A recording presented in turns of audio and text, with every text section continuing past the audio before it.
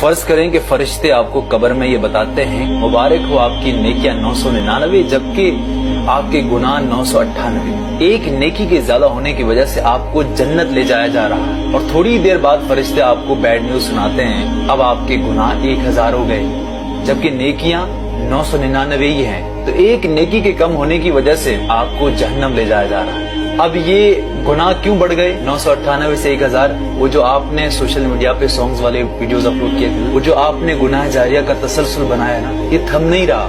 یہ لوگ اس آپ نے جو ساؤنڈ اپلوڈ کیا تھا اس پہ ویڈیوز بناتے جا رہے ہیں، وہ جو غلط ویڈیوز آپ نے اس کو شیئر کیا تھا نا، وہ ابھی تک دیکھ رہا ہے، وہ ابھی تک شیئر کر رہا ہے۔ تو اس طرح کی چیزیں جب آپ کرتے ہیں تو آپ کو کبھی معافی نہیں ملتی۔ ایٹ اے ٹائم اللہ سے آپ رو کر معافی مانگے گا، اللہ معاف کرے گا، لیکن آپ نے دوسرے کو بھی شامل کیا ہے تو یہ سلسلہ کبھی ختم نہیں ہوگا۔ اسی طرح جیسے آپ ثواب جاریہ کا کام کرتے ہیں تو یہ ہمیشہ چلتا رہتا ہے۔ گزارش کرتا ہوں کہ یار ایسا کوئی گناہ نہ کرو جو ہمیشہ چلتا رہے۔ کچھ ایسے گناہ ہیں، میں کہتا ہوں بھلے بڑے بھی ہوں، اللہ سے ایک بار معافی مانگنے پہ اللہ معاف کر دیتا ہے، وہ معاملہ رفع دفع ہو جاتا ہے۔ گناہ جاریہ کا تسلسل کبھی نہیں رکتا۔